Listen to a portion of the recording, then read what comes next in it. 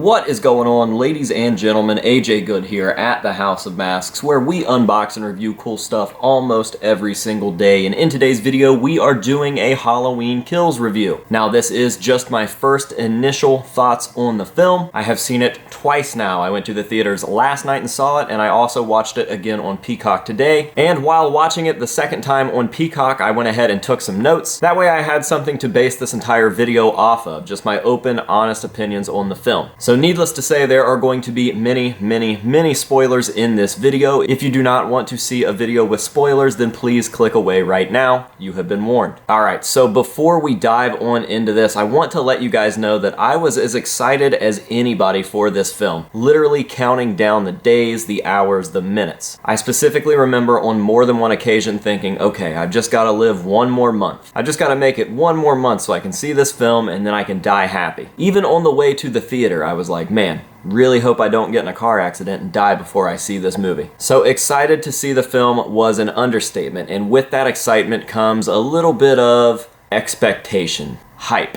And I think I hyped it up way too much for myself. I think that my expectations were way too high, and boy oh boy did I learn my lesson. Clearly I don't want to see a bad movie. I don't want this movie to be a bad movie. I don't want to talk bad about the movie. I am stoked that we still have Michael Myers movies being made right now. And yes, I will take the bad with the good. If having a halfway cliche and mediocre Michael Myers film means that we're still getting Michael Myers movies, then that's okay with me. However, I can still have my opinions on the movie, and I am not going to hide those or change them for anybody. So buckle up, because I have a feeling that a lot of people are going to dislike me for this review, but it is what it is. I just can't fake it. This is how I feel, and these are my opinions. And again, before we jump on into this, I am not a movie reviewer. I don't know anything about cinematography, screenwriting, nothing like that. I am simply a dude that knows what he likes, and one of those likes happens to be Michael Myers movies, and I feel pretty passionate about the franchise. So if there is one thing that I know, it's Michael Myers. And last but not least, one more thing that I want to point out before we get on into these notes is that I did enjoy a lot of things about the movie. However, a lot of those joyous things were very overshadowed by the things that I didn't like about this movie, and my biggest qualm is going to be the dialogue. I think that you'll notice that a lot when I start running through this list. So while I did really try to make an attempt to write down the things that I enjoyed, which you will see, there's just so much negativity that comes from the dialogue of this movie. It is bad. Terrible, awful, bad, horrible dialogue. It literally ruined the movie for me. The first thing that I kept saying as we left the theater and we're talking about the movie was just that all of the cool got so outshined by all of the cringe. And I think cringe is the perfect word to describe most of this movie. So let's go ahead and grab my notes here. As I mentioned, these are just basically little footnotes that I'm going to be freestyling about as I go over them. Here we go. First things first, solid opening, very atmospheric, and I was very happy to see Hawkins back on the screen, even though it was rumored that he was going to live, and I think that everybody had heard the rumor that Hawkins lives and survives and will be in Halloween Kills. It was a nice confirmation to see him on the screen talking. However, his dialogue was trash. Old ass homeboy wakes up after getting stabbed in the neck and run over by a vehicle to say, he needs to die, it needs to die, and I need to be the one to do it. Dude, you just got fucking stabbed in the neck and run over by an SUV. Your old ass is not going to be saying, it needs to die. You're gonna be saying, get me the fuck out of here. I need to go to a hospital. Help. Don't let me die. Normal things. Regardless, very quickly we establish a lot of good lighting, a lot of good atmosphere, and the fact that Hawkins, my favorite character, aside from Michael, from 2018, is back in the movie.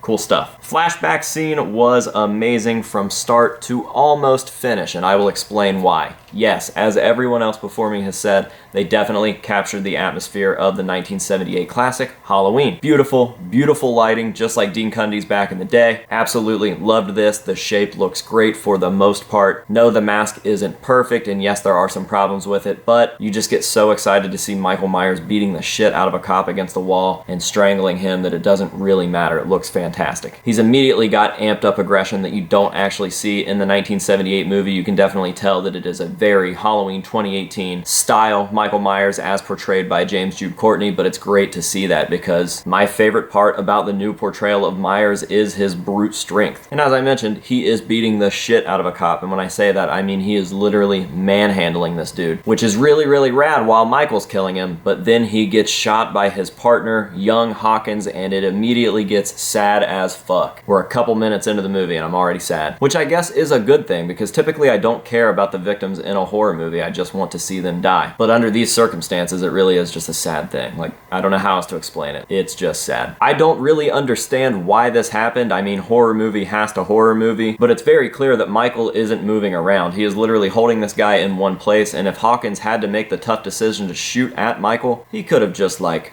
moved to another area in that room and taken a way cleaner shot at Michael's head, but he doesn't, and then he ends up killing his partner. So that's unfortunate. I know that you're probably put under more stress than anybody could even imagine until they're in that situation, pointing a gun at somebody that has your partner in his hands. However, yeah, I don't know. I just think that it could have been done smarter. Now, let me talk about something that's going to be very, very, very controversial. Loomis was so unnecessary. Yes, he looked fantastic and he sounded way better than they had the voice clip sounding in 2018, but his dialogue is just so damn dumb, so pointless, so irrelevant. He walks in the house past Michael somehow, by the way, because as we see moments later, Michael is surrounded by police in the front and Loomis is behind him. That means that Loomis would have had to have passed him coming out of the house and just not tried to stop him. Doesn't make any sense, but hey, whatever. Anyways, Loomis's dialogue is so dumb. He looks up the stairs at Hawkins and he says, "What happened in here?" "Okay, yeah, whatever." "Did he kill again? Did he kill again?" What the fuck are you talking about? That's the question that you're gonna ask right there? So weird. Like, what is the point of that? Did he kill again? Probably. He's a fucking serial killer. You saw what he did. What? Ugh. They just didn't need that. It's cool that we got to see him, but you couldn't have come up with something better for him to say? Or maybe, like, not said anything? You could have taken that part out and it still would have gotten the point across to have Loomis's fucking hand pointing a gun at Michael's head and then Hawkins stopping him from shooting Michael Myers. You did not need to have him speaking. It was really strange, really weird choice. Definitely ruined Loomis's appearance in the film for me. Just saying. Alright, then we get to the actual introduction where we see these classic jack-o'-lanterns on fire. Very, very cool intro, and I've got to say, this might be the first time that I've ever actually cared about a score in a Halloween film. We all know the classic 1978 introduction. Super cool. This is an updated version with like some choir-esque like chants in it. Rad. Super haunting. Absolutely love it. Liked it so much I made a note about it. It's just too bad that this really cool introduction is immediately ruined by a terrible bar scene. I don't even know what to say about this scene, but it made me dislike all of these characters. It's everything from what they're saying, again, dialogue problems, so corny, so cringy, so unnecessary, right down to the fact that these people in 2018 at a local bar that all know each other in this small town don't know about what's going on. Remember when Lori was in her house and it was still daylight and she knew that Michael Myers' bus had crashed? Somehow these people just don't know that Michael Myers has escaped, even though this dude was just on stage giving a speech about 40 years ago. Michael Myers, rah, rah, rah, rah, rah, rah. These people with fucking cell phones and Facebooks and televisions don't know what's going on out there after probably at least a couple hours of what's been going on. Skipping ahead to the fireman scene, which is rad. Michael is absolutely brutal and destroys a bunch of firemen, just like we knew was going to happen. It was just great to see the extended scene and not just what we've seen in teasers and trailers. I am very, very fine with John Wick Myers. I absolutely love that. I love his brute strength, and I love the longer, more orchestrated, choreographed scenes of Michael just destroying a bunch of very capable young men. We get the epic reveal on the porch where he comes out and slaughters everybody, and it's just a really rad scene. I dig it. Could it have been done better? Yeah, probably a little bit, but for what it was, super rad. Michael looks fantastic. Then we get some random little hospital scenes, and we get almost no reaction about Ray's death. Like, I know that they are in shock and everything's kind of happening really quickly, but if my dad had just fucking died, I'm pretty sure I'm gonna be so sad that nothing's really gonna affect me. I'm not gonna sit there calmly and just talk about my dead dad. Like, what the fuck, yo? I know he had peanut butter on his penis, but god damn, I mean, I feel bad for the guy. If that's all his family is willing to give him is like a couple lines about Dad will always be here with us. Okay, skipping ahead to the elderly couple, the lady from the cemetery in Halloween 2018 who doesn't know what's so special about Judith Myers, but happens to know everything about Laurie Strode, including where she lives and that she's a total badass and blah blah blah blah blah, and that she lives in this fucking city or town, Haddonfield, which is famous for what? One thing, Michael Myers. But you don't know what's so special about Judith Myers? You're gonna learn today. Because Michael Myers is in their house. This leads us to some absolutely amazing kills. Definitely brutal. Absolutely brutal. They are pointlessly mean, and I fucking love it. I don't want to talk too much about this scene, even though this is like a spoiler review, but goddamn, man, he's just fucking mean right here, and I love it. We also never learn where Michael Myers bandages up his hand. I'm gonna assume it's in those old folks' bathroom, but they never really pay any attention to this. It's just all of a sudden he has bandages on his hand, and for some reason that really bothers me because I want to know where he bandaged his hand. At first I was thinking maybe he would like pass out from like smoke inhalation while he's battling the firefighters that are inside of the building burning, and that one of them would like wrap him up on the floor of the burning building and help him get out, and then he wakes up and kills him or something, I don't know. But that clearly wasn't the case, so I'm assuming that in the bathroom of the old folks' home, he was in there just bandaging up his own hand, and then they discover him and they get killed, yada yada. Alright, then we reintroduce the most worthless sheriff of all time. This guy fucking sucks. He sucked in 2018, he sucks even worse in this movie. I can't stand this motherfucker. But don't worry, they're gonna give us a lot of reminders throughout the movie just how bad this sheriff is at his job. Alright, we get the couple from 2018, the doctor and the nurse, who just continue to prove how fucking stupid people in horror movies are. All I'm gonna say is because that stethoscope was so important, right? They spot what they believe to be Michael Myers, and this leads us to a big fucking clusterfuck of stupidity, including the first "Evil dies tonight." And this is going to be the one single line that absolutely put the nail in the coffin for me being a fan of this movie. Evil dies tonight. Please make it stop. Alright, so anyways, they see what they believe is Myers out in their car, so the lady runs back in the bar, says, "Hey, I think Michael Myers is in my car. He's in the back seat of my car. He's out in my car." So Tommy Doyle runs out there with a baseball bat, and instead of just like, I don't know, doing something normal, he fucking hits this lady's car. Like, even if there is a madman in the back of the car, why the fuck would you still damage my car? You think that lady was just fine with having her car hit? Now we got a dent, we got a broken window, and for what? Because you thought you saw somebody in the car that he could have just like taken out of the car or let go? Just a really weird thing to assume that you can go out and hit your friend's car with a baseball bat. And this scene right here is a major problem with me and these stupid people in Haddonfield. Clearly you at least somewhat know the damage that Michael Myers is capable of, yet you guys walk out there with baseball bats? Like, no one in this little country bumpkin type town has guns? I only live in like a moderately country bumpkin type town, and trust me, we have guns. But don't worry, because at least with the baseball bat, we get some cringy dialogue about Huckleberry. Night night. Fuck me. So after this stupid ass bar scene, we get introduced to a nice little gay couple that were actually some of my favorite people in the movie, and that couple is Big John and Little John. Yeah! Big John's smaller and Little John is bigger. Isn't that quirky? We get it. Humor. We get it.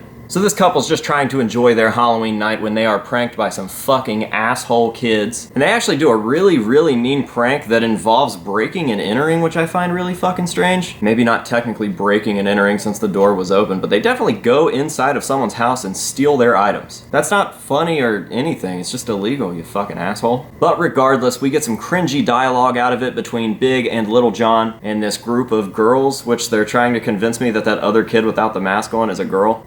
No. You got a better chance at convincing me that this is Lumpy's dad and not his grandpa. We then shoot back over to the hospital where we hear some dialogue from Karen and Allison. Oh yay, I can't wait. And yes, for some reason they're still doing the grandmother thing, because we all know those people that refer to their grandparents as grandmother and grandfather. No one fucking says that. I've literally never met someone that's like, "Can we go to grandmother's house? Will you take me to grandmother's house?" Grandma, grandpa, mamaw, papaw. I've even heard meemaw and peepaw, unfortunately. And they all sound better than grandmother.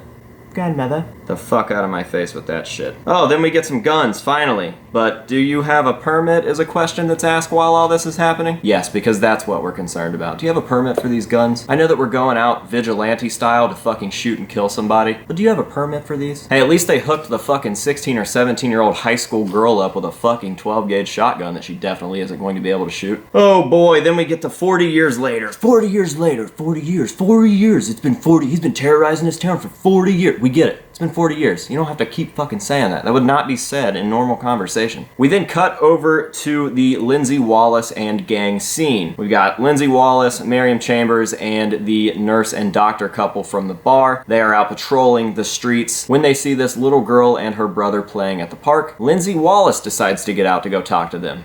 The driver of the car, the person who could just drive everyone else away and out of danger, is the one that decides to get out of the vehicle. And the other three fucktards in the car are like, Yeah, that's fine, because horror movie has to horror movie. So then we get annoyed by this little girl and her brother again, and I mean, yeah, there they are. They certainly are characters in this movie. As if I couldn't like kids any less. Of course, wouldn't you know it, Michael Myers appears, and instead of just having someone in the car that's able to drive them away, they are sitting ducks, and then we get some cringy dialogue. Oh my god, who would have guessed? This is for Loomis. Psych. I was really excited for this scene actually in the theater, and then when I watched it back on Peacock, some of the kills are not great. The eyeball kill looks like fucking shit. And all Nurse Miriam gets is just stabbed to death. That's all we get out of her. She's been in like a lot of Halloween movies, and you just take her out by a couple stabs. I don't know. But hey, at least Michael Myers looks great. Alright, more stupid dialogue. Heads up, eyes open, but we can't see these 3 corpses that are only 100 feet away from us until we're within 5 feet of them. So yeah, by now we are back with Tommy Doyle, and he is checking out the scene of the massacre. Obviously, we've seen this in the previews where Marion Chambers is tied up on the swing set. The couple is on the, what do you call it, like the merry-go-round thing? I don't know. They all have the kids' Halloween masks on, and they are just kind of exploring the scene. And as they do this, I noticed a lot of lack of trigger discipline and teacupping of the weapons. No. We go back to the hospital and we see Mr. Hawkins waking up next to Laurie Strode. And what does he say when he wakes up? You so crazy. You so crazy. Girl, you so crazy. You so crazy. Because that is definitely something that a 60-something-year-old police officer would be saying as he is laying in a hospital bed, fighting for his life essentially. You so crazy. You so crazy. But don't worry, the cringe doesn't end there with the dialogue, because Laurie has to top it by saying, "Nurse, hook my friend up over here. Make it a double," while talking about his pain medication. Why is that relevant? Why was that necessary? Why did the editors watch this and think, yeah, that's the one? But don't worry, because the dialogue gets even worse. The tagline of this movie is "Evil dies tonight," and let me fucking tell you, if you can tolerate this, you are either a special kind of stupid or the bravest hero in the history of anything. Evil dies tonight. All I could see was fucking stupid SpongeBob. Evil dies tonight.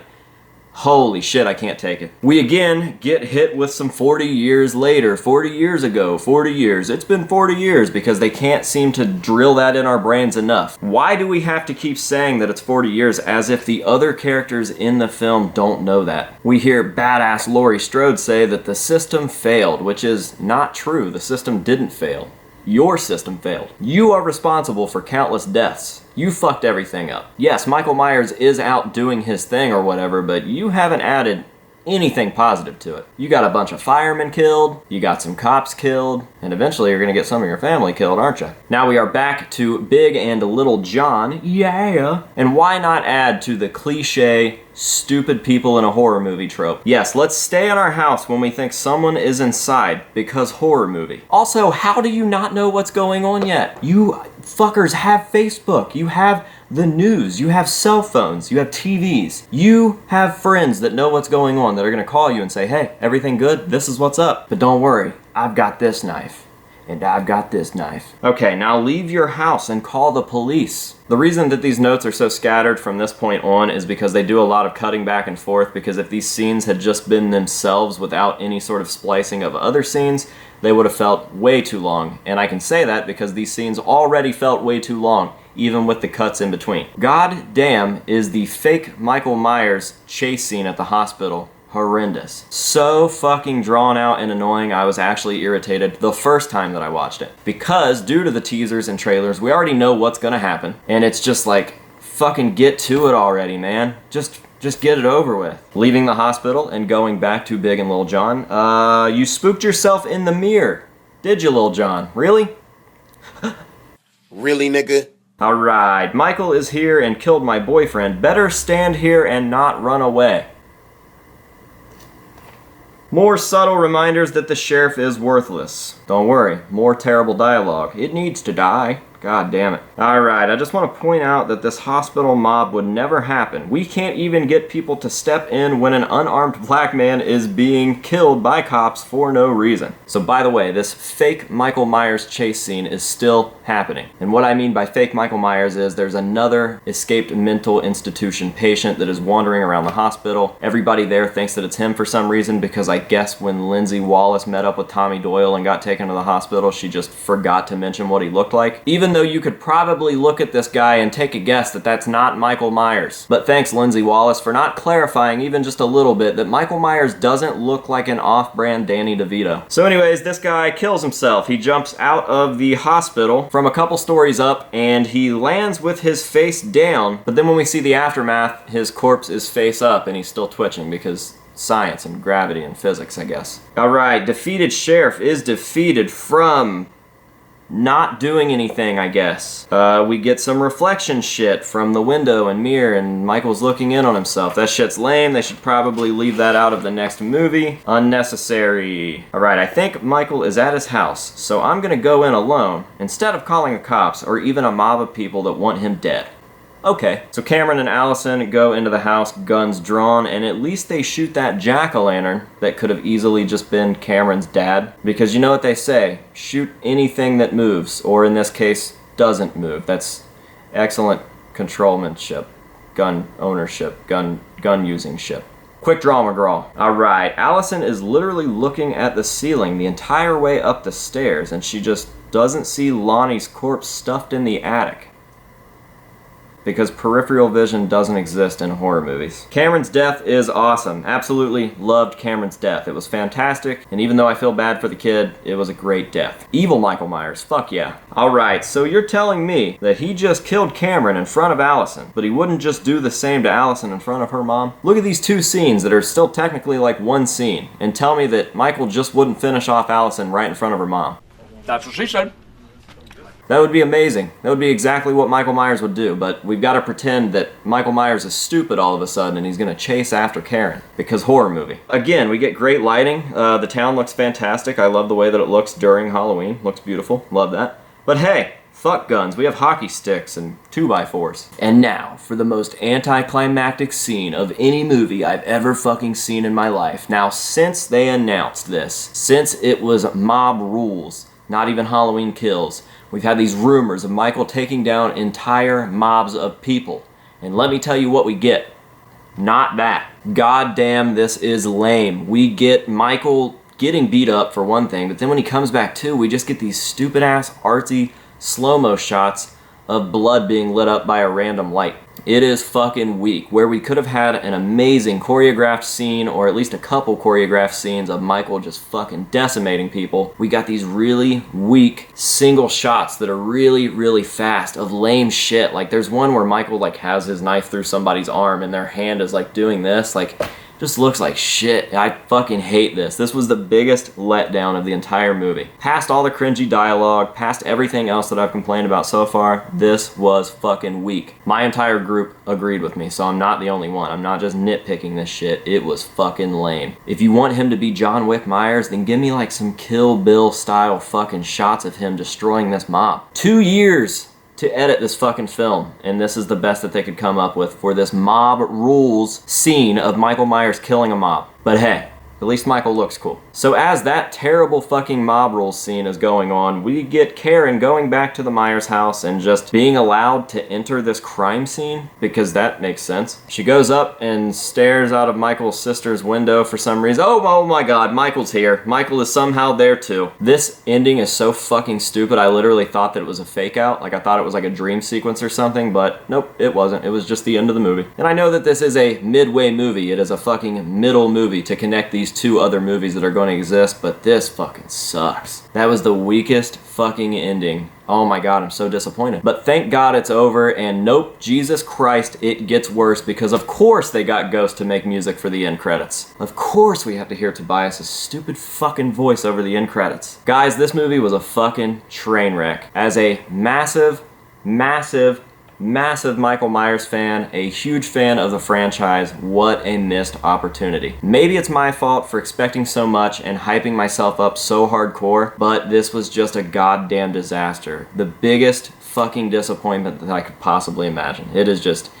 is not good, and I really thought that watching it a second time was going to make me like it, but I can honestly say that the only thing that I really, really, truly love about this movie is Michael Myers, the kills, and even then, I don't feel like we got enough of them. Because they shortened down these mob scenes so much, it just fucking sucks, man. It's called Halloween Kills, and I still don't feel like I got enough kills. The kills that were in there were cool, for the most part. Some of them look like shit, like the guy getting stabbed in the eye with a knife, but it just, I don't know, it disappointed me big time, and I hate to say that because I was the most excited for this movie that I've ever been for a movie in my entire life. I don't want to give a negative review, and I don't want to feel like I'm just cinema sins right now, but god damn, I didn't make the movie, so you can't really blame me for being upset about all this stuff. I feel like it just wasn't good, and I'm really sad to be saying that right now. So yeah, go ahead and tear me apart in the comments, but that is what it is. That's the way that I feel, and I can honestly say that I am going to most certainly rewatch James A. Janice's Kill Count when it comes out, and Dr. Wolfula's full review when it comes out, far more than I'm going to be watching this movie. I'd rather just see the kills from this movie than have to sit through the entire movie itself, because it's everything that I didn't want, and just a little bit of what I did. Alright, so, what did you guys think? Did you enjoy the movie? Did you hate the movie? Do you agree with me? Do you disagree? Let me know down in the comments, and that is going to be that for today's video. God, I have heartburn. So until next time, this has been AJ Good here at the House of Masks, telling you to say no to drugs and alcohol and no to corny dialogues. Just stop doing it. Stop putting bad dialogue in your movies. It's not hard. Just stop. Stop it. And we will see you guys in the next one.